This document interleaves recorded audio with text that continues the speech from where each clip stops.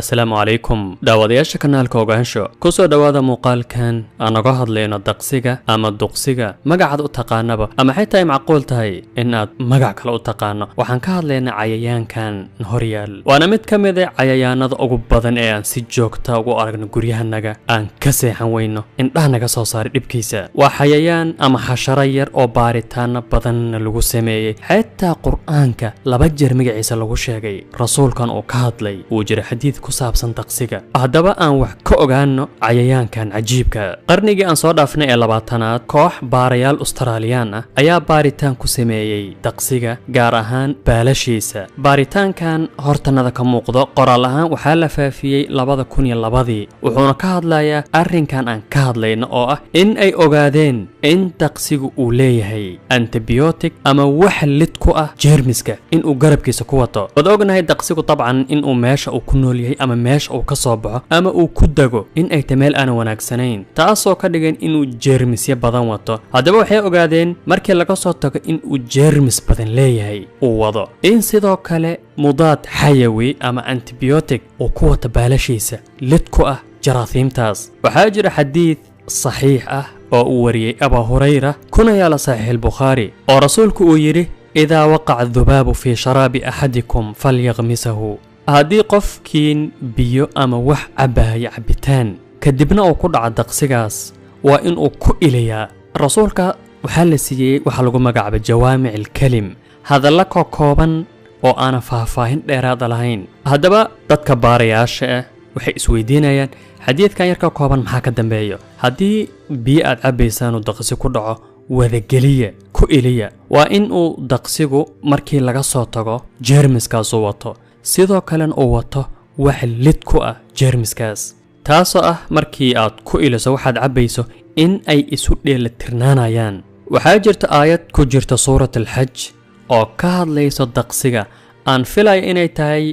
meesha kaliya ee quraanka lagu sheegay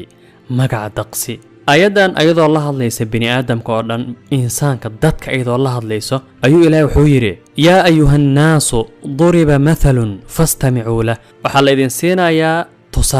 tusaalahan bal dhagta u soo dhaweeya si fiican u maqla hadaba tusaaluhu muxuu yahay ama mathalka waxa la yiri إن الذين تدعون من دون الله كواد إله كسك عبوديسان لن يخلقوا ذبابا دقسم أبوري كران مداس قفك وحلقة يابون روا عادي بني آدم نولا أبوري كران مجره هدبا أنو إيمان قيبت دنب آيات دعوة وإن يصلبهم الذباب شيئا لا يستنقذوه منه هذه الدقسيقة وكلا عرارو عنو أما وكاقات وح كما صدقان كران لغما سوعلين كران وحلقة يابان أسلا هذا شبكة بالون ديجي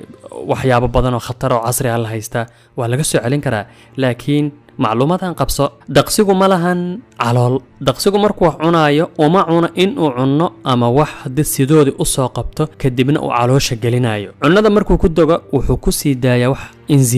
enzimaadkaas ayaa cunada ama wuxuu cuni rabo waxay u bedelayaan juzayad ama unugyo aad u yaryar oo dhiigiisa iyo unugyadiisa kala raacayo taasoo in daqsigu markuu wax cunayo ayna caloosha aadeen ee dhiigiisa iyo unugyada xitaa ay raacayaan jirkiisa ay ka mid noqonayaan taasoo ah in hadduu daqsigu wax ka cuno si kastood u soo qabato ama aad u jeexjeexdo aadan ku arkayn calooshiisa waxba kuma jiraan sababtoo caloolba ma lahan daqsigu ama cunada uu cun caloosha muu geliyo waana qowlka ilaahay ah wa in yaslubhum adh-dhubaabu shay'an laa yastanqidhu min ضعف الطالب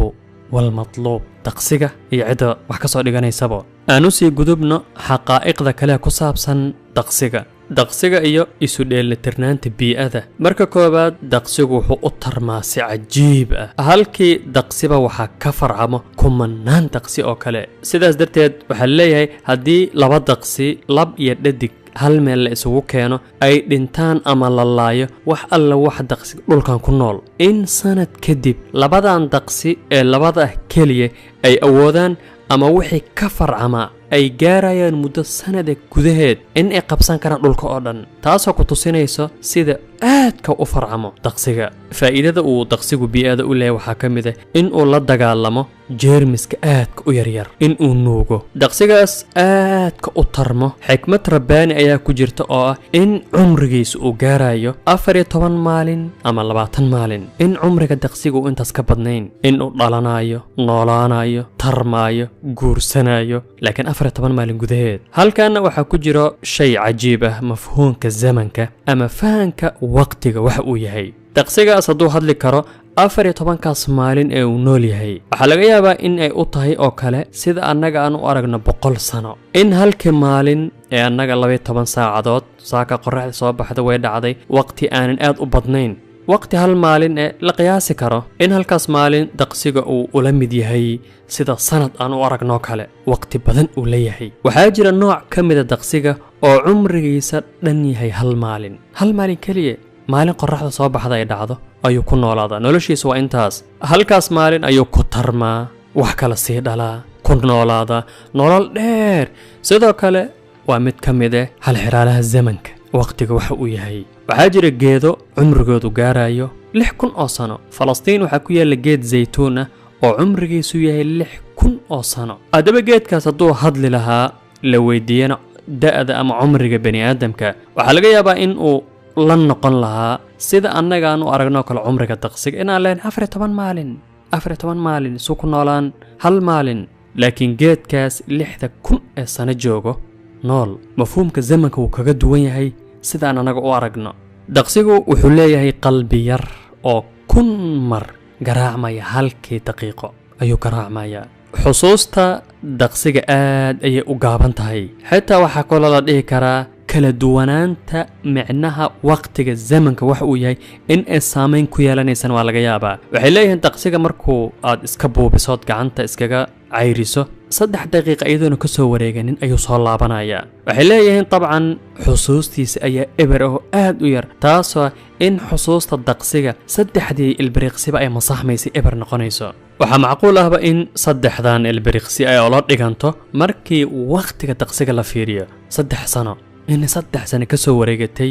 in ay u noqoto markii uu ku dhibaayay oo gacanta iskaga cayrinaysay laakiin waxaa la dhahaa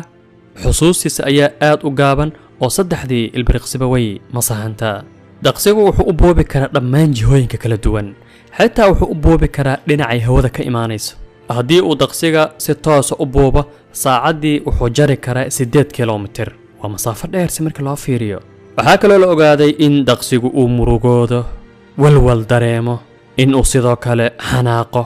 daqsigu aad u xanaaqo xitaa waa kan codka soo bixiya markii meel cariiri oo galoo kale waxay ka dhigantay inuu xanaaqsan yahay daqsigu wuxuu awoodaa in meel kasta uu ku dago